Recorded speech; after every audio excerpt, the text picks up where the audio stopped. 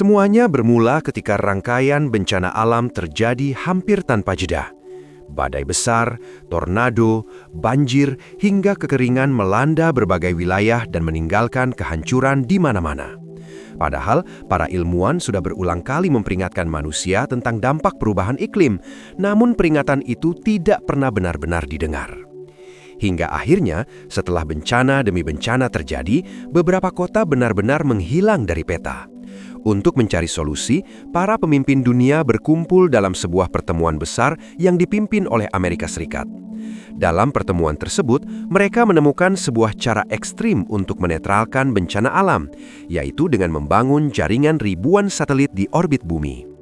Setiap satelit dirancang untuk mengontrol kondisi iklim, atau dengan kata lain, berfungsi sebagai penahan bencana. Daerah yang dilanda badai akan dikendalikan oleh satelit khusus yang mampu melemahkan dan melenyapkan badai tersebut. Wilayah dengan cuaca dingin ekstrim akan ditangani oleh satelit pemancar panas, sementara daerah dengan suhu panas ekstrim akan dikontrol oleh satelit pemancar suhu dingin, dan seterusnya sesuai kebutuhan. Jaringan satelit ini kemudian dikenal dengan nama Dutch Boy, sebuah sistem yang dirancang oleh kepala arsiteknya Jake Lawson. Pada tahap awal, Dutch Boy hanya akan beroperasi di wilayah Amerika Serikat. Namun direncanakan, dalam 3 tahun ke depan, sistem ini akan dialihkan ke Dewan Internasional agar dapat dikendalikan secara global. This is what saved us all. My father. Suatu hari, Jake dipanggil untuk menjalani sidang dengan subkomite Senat Amerika Serikat. Ia dituduh memukul seorang inspektur federal serta mengaktifkan sistem Dutch Boy tanpa izin resmi. Jake menolak tuduhan tersebut dan memilih melawan, sehingga perdebatan sengit pun terjadi di ruang sidang. Excuse me, Senator.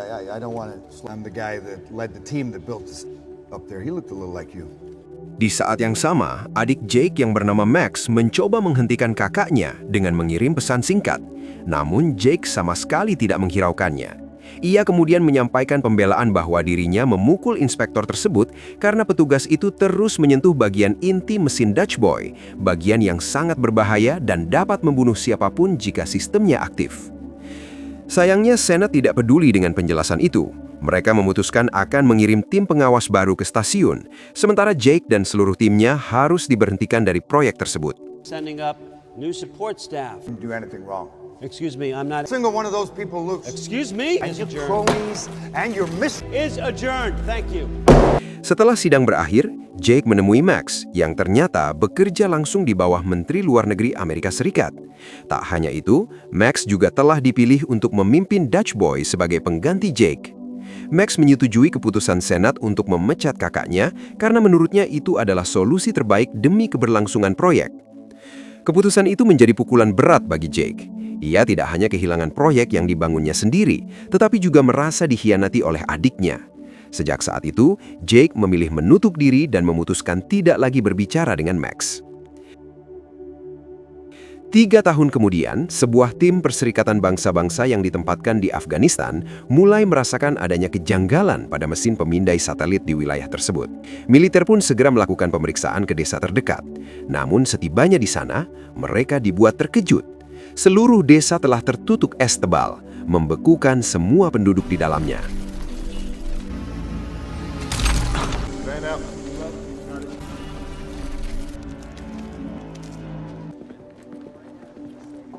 Informasi mengerikan itu akhirnya sampai ke Presiden Amerika Serikat, Palma. Ia segera menggelar rapat darurat dan memutuskan satu hal penting. Kejadian ini harus dirahasiakan dari publik. Beberapa bukti kemudian mulai ditemukan, dan semua mengarah pada satu kesimpulan yang mengkhawatirkan. Insiden di Afghanistan ternyata disebabkan oleh sistem Dutch Boy. Namun, para politisi menolak untuk menonaktifkan sistem tersebut karena mereka khawatir keputusan itu akan memicu spekulasi besar dari media dan menimbulkan kepanikan publik. We can't do anything on the station itself. To the international community until we send up one man. Now. Setelah rapat berakhir, Max mengusulkan kepada atasannya yang bernama Dekom untuk mengirim seseorang langsung ke Dutch Boy guna memeriksa kerusakan yang terjadi. Orang yang dipilih adalah Jake Lawson, satu-satunya orang yang benar-benar memahami struktur dan sistem kerja satelit Dutch Boy secara menyeluruh. Sementara itu, satelit Dutch Boy yang bertanggung jawab atas wilayah Afghanistan kembali diperiksa secara detail. Satelit inilah yang diduga menyebabkan satu desa di sekitarnya membeku secara tiba-tiba. Di dalam stasiun, seorang insinyur bernama Habib menemukan kejanggalan pada tanggal yang tercatat di hard drive system. Merasa ada yang tidak beres, Habib berniat mengambil data tersebut dan menyimpan salinannya di dalam loker pribadi. Namun, saat ia hendak kembali ke ruang kerjanya, situasi berubah drastis. Pintu mendadak tertutup dan terkunci secara otomatis.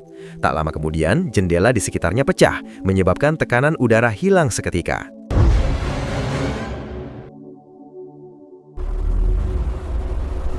Keesokan harinya, Max pergi menemui Jake di Florida. Di sana, Max bertemu dengan putri Jake yang bernama Hannah.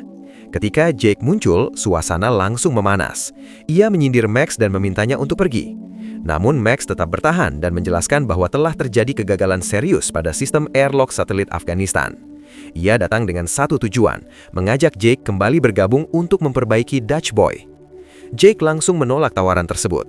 Penolakan itu justru membuat Max kehilangan kesabaran. Ia menyalahkan Jake dan mengatakan bahwa sistem yang ia ciptakan kini telah membahayakan umat manusia. You ever gave a damn about? Look, I know you think I'm a weasel. Now you built it. And orders from someone, I suppose. As long as it's not you. Di belahan dunia lain, tepatnya di kantor Dewan Iklim Pasifik di Hong Kong, seorang karyawan bernama Cheng Long juga mencium kejanggalan dari kejadian di Afghanistan. Ia mencoba menghubungi Max namun tidak mendapatkan jawaban. Cheng Long kemudian meninggalkan kantor untuk berbelanja di sebuah supermarket di tengah cuaca yang terasa tidak wajar. Suhu panas begitu ekstrim hingga seekor kucing terlihat berdiam diri di dalam lemari pendingin.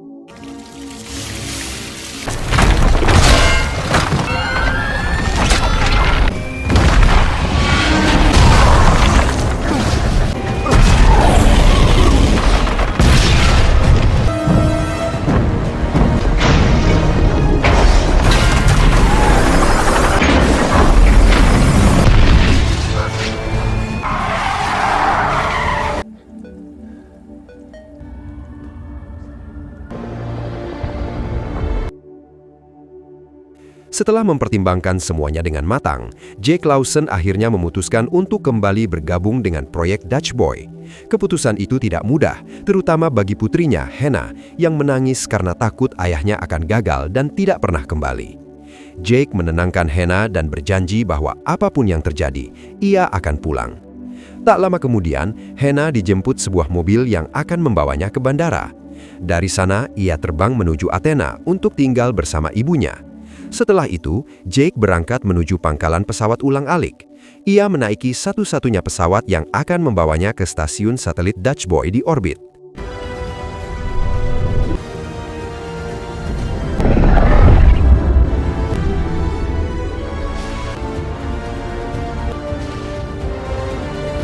Setibanya di sana, Jake bertemu dengan Komandan Fassbinder, kepala ilmuwan sekaligus pemimpin stasiun tersebut. Fassbinder kemudian memperkenalkan Jake kepada tim inti Dutch Boy. Ada Adisa yang menangani struktur, Duncan yang bertanggung jawab atas analisis sistem, Hernandez di bidang robotik, serta Doucet yang mengurusi keamanan stasiun. Tim beranggapan bahwa kehancuran di Hong Kong disebabkan oleh ledakan gas, namun Jake memiliki pandangan berbeda. Menurutnya, pola kejadian itu sangat mirip dengan insiden pembekuan desa di Afghanistan, dan kecil kemungkinan keduanya hanya kebetulan semata. Sementara itu, di bumi, Max sedang menghabiskan waktu bersama kekasihnya, Sarah, yang bekerja di Dinas Rahasia Kepresidenan. Di tengah momen santai tersebut, Max menerima panggilan mendadak dari Cheng Long. Begitu sambungan tersambung, Cheng langsung melaporkan tentang suhu ekstrim yang melanda Hong Kong. Cheng Long menjelaskan bahwa ia sudah mencoba mengirim laporan tersebut ke sistem Dutch Boy, namun seluruh catatannya diblokir. Hal yang sama ternyata juga dialami Max. Cheng menduga ada pihak dari dalam pemerintahan yang sengaja menutupi kerusakan sistem, karena jika dibiarkan, kegagalan ini dapat memicu geostorm, sebuah bencana iklim berskala global yang berpotensi menghancurkan seluruh dunia. Setelah percakapan itu, Cheng Long mencoba kembali masuk ke sistem untuk memeriksa Dutch Boy secara langsung. Namun tiba-tiba listrik padam. Dari kejauhan terdengar langkah kaki di koridor. Cheng segera bersembunyi dan menyadari bahwa agen-agen Amerika Serikat telah datang untuk menyita komputernya beserta seluruh dokumen yang ia miliki. Keesokan harinya, Max menemui seorang temannya bernama Dana, seorang pakar keamanan siber yang bekerja untuk Departemen Teknologi Informasi Pemerintah. Max meminta bantuannya untuk menyelidiki pemblokiran akun dan laporan tersebut. Dana memastikan bahwa sistem itu memang sengaja diprogram agar semua bencana di Afghanistan dan Hong Kong terlihat seperti kesalahan teknis biasa. Someone wanted to block your access without you knowing, and it's very clever. Tell no one. Kita kembali ke stasiun Dutch Boy ketika Jake menghubungi Max dan menyampaikan kecurigaannya. Ia yakin ada manipulasi dalam insiden ini. Jake merasa mustahil sistem Dutch Boy gagal secara alami karena ia sendiri merancangnya dengan tingkat presisi yang sangat tinggi. Good luck. Have at it.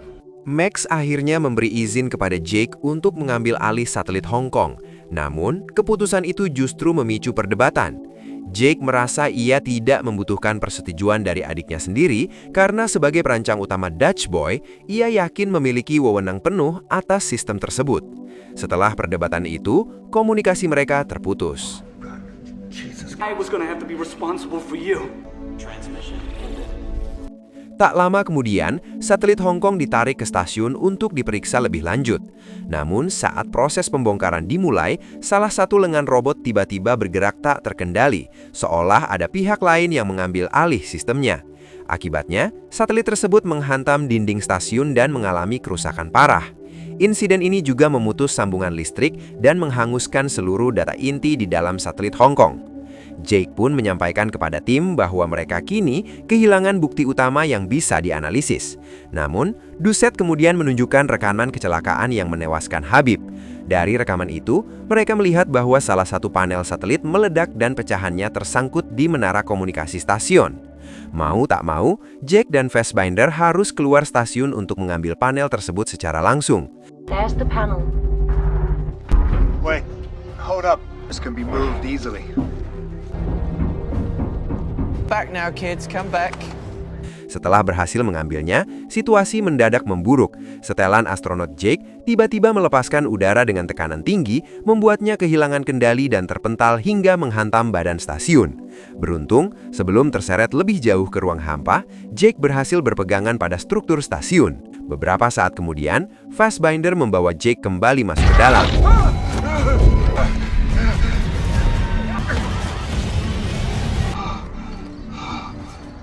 Jake memastikan bahwa ia berhasil mengambil chip data dari panel tersebut. Saat tim mulai memeriksa temuannya, Jake memilih tidak menceritakan insiden yang hampir merenggut nyawanya. Ia sangat yakin bahwa setelan astronotnya telah disabotase oleh seseorang di dalam stasiun. Someone intentionally killed Mahmoud. We have no digital fingerprint. Jake dan Fassbinder kemudian menyelidiki siapa yang telah mematikan sistem pengaman pada setelan tersebut. Namun tidak ada satupun jejak yang mengarah pada pelaku.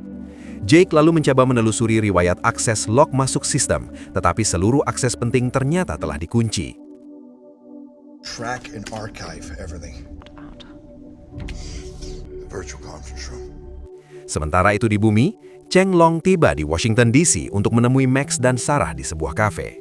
Namun ketika ia hendak menyeberang jalan, seorang pria misterius mendorongnya hingga Cheng tertabrak mobil dengan keras. Pria tersebut langsung melarikan diri. Sarah sempat berusaha mengejar tetapi gagal menghentikannya. Dalam kondisi sekarat, Cheng Long hanya sempat mengucapkan satu kata kepada Max, yaitu Zeus. Beberapa jam setelah kejadian itu, Max menerima panggilan dari Jake.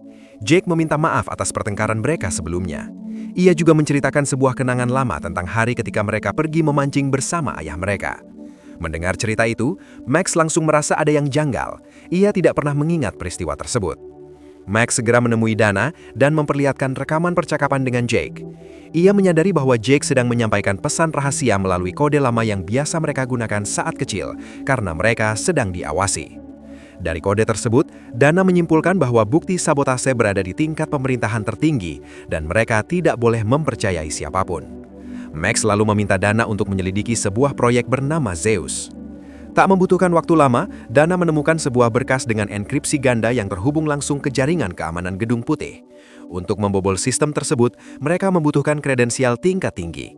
Tak lama setelah itu, Sarah pulang ke rumah dan mendapati rumahnya telah dibobol.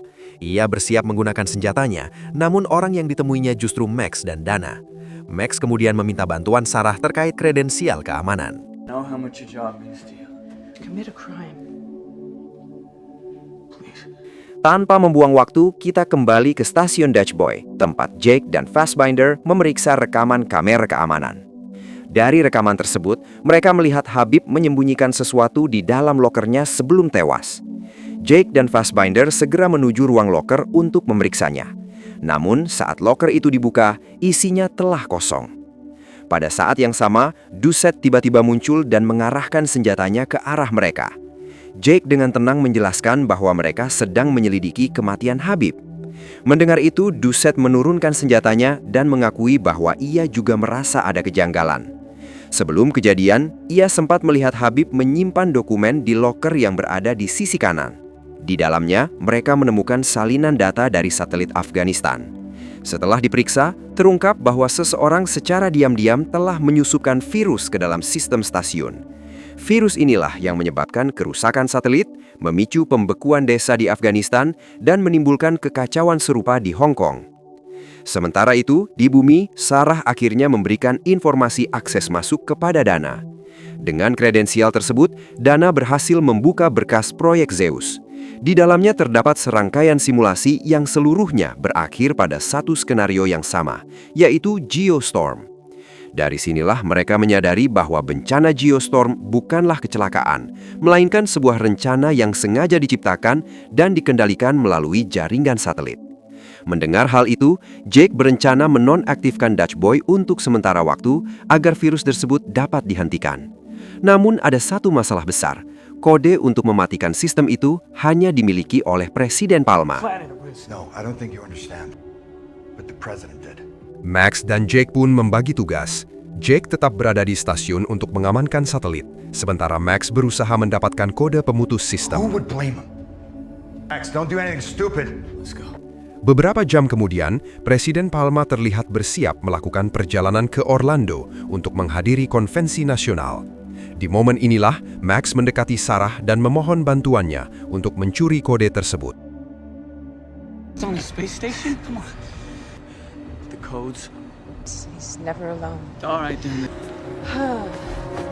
Di saat yang sama, Dutch Boy menerima peringatan darurat. Sebanyak 200 satelit dilaporkan tidak berfungsi dan sebagian besar berada dalam kondisi kritis. Dampaknya langsung terasa, badai hujan es besar mulai menghantam Tokyo.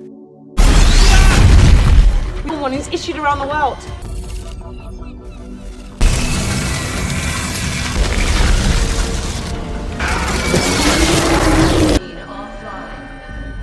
Karena Jake belum berhasil menonaktifkan Dutch Boy, ia mengambil langkah darurat dengan meluncurkan satelit cadangan untuk menggantikan satelit di wilayah Rio de Janeiro dan Tokyo yang mengalami kegagalan.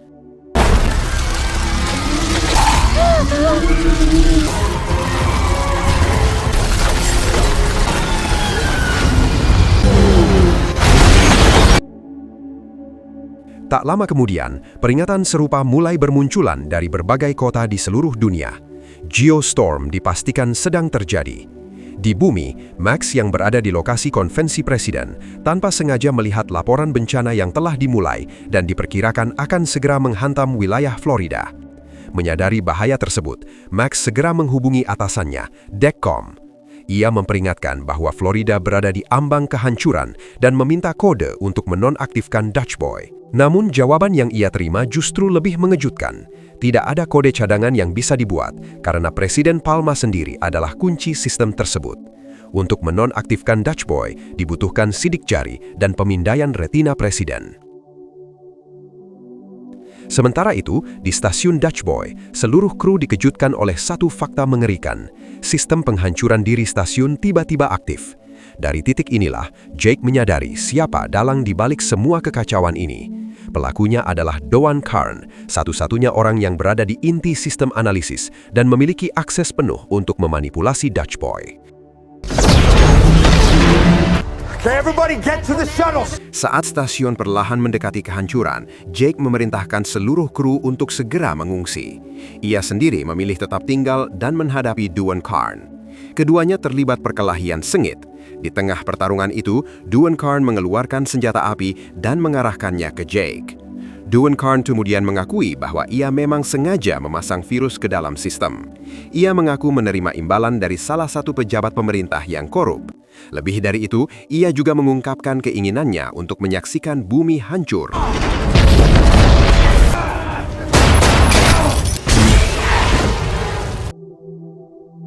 Kita kembali ke Florida.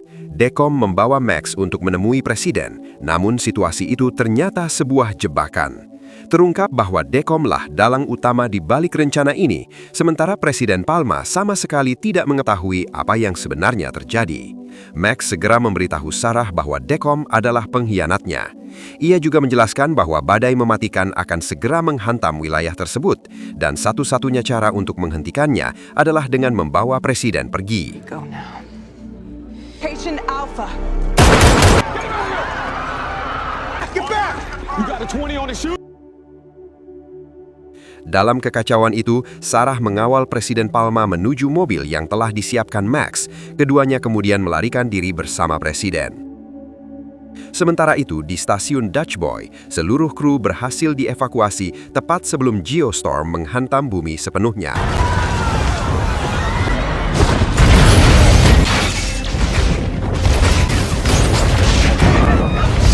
Get the cover under the bridge!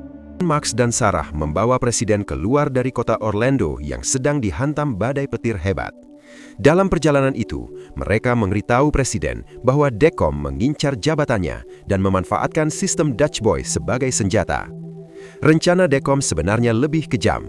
Ia berniat menyingkirkan para pejabat tinggi dengan memicu badai petir besar, meskipun pada akhirnya ia tidak melakukannya secara langsung. Di tengah upaya penyelamatan tersebut, ketiganya dikejar oleh anak buah Decom yang berusaha membunuh presiden. Sarah mengemudi secepat mungkin sambil menghindari tembakan. Dalam situasi berbahaya itu, ia menabrak salah satu kendaraan pengejar hingga mobil tersebut terpental dan akhirnya meledak setelah tersambar petir.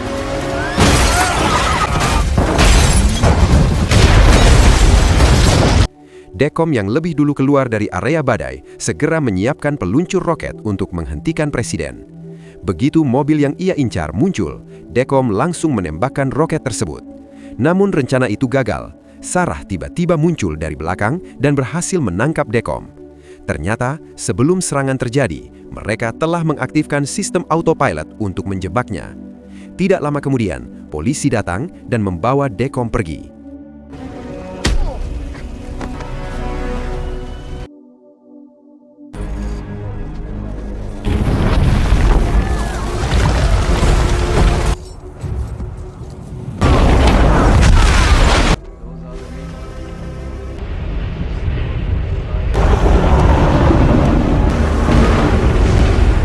Saat pesawat ulang-alik terakhir bersiap untuk berangkat, Jack memutuskan tetap berada di dalam stasiun karena proses reboot harus dilakukan secara manual. He's coming back.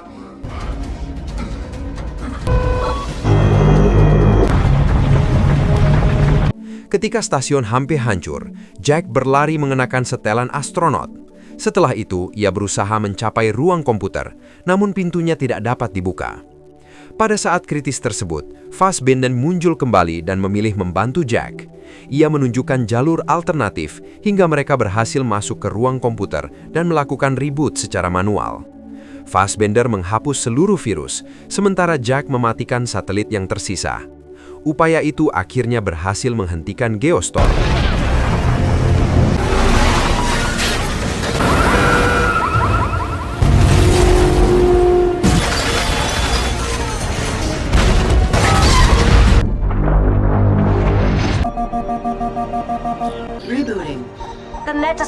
Namun sesaat setelahnya, ruangan tersebut meledak dan membuat Jack serta Fassbender terlempar keluar angkasa. Mereka melihat masih ada satu satelit yang tersisa, lalu membiarkan diri mereka terdorong ke arahnya hingga berhasil masuk.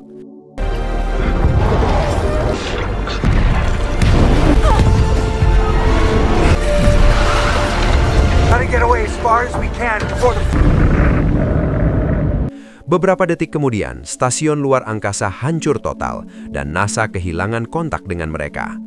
Akibatnya, satelit tersebut tidak dapat dikendalikan untuk kembali ke bumi. Saat Max dan yang lain mulai berduka atas kehilangan Jack, tiba-tiba muncul cahaya di layar yang membentuk pola Mayday. Ternyata, satelit itu bergerak akibat dorongan dari ledakan sebelumnya. Berkat hal itu, Jack dan Fassbender akhirnya berhasil ditemukan dan diselamatkan. Salah satu tim evakuasi berangkat menjemput mereka, dan terungkap bahwa misi tersebut dipimpin oleh Hernandez.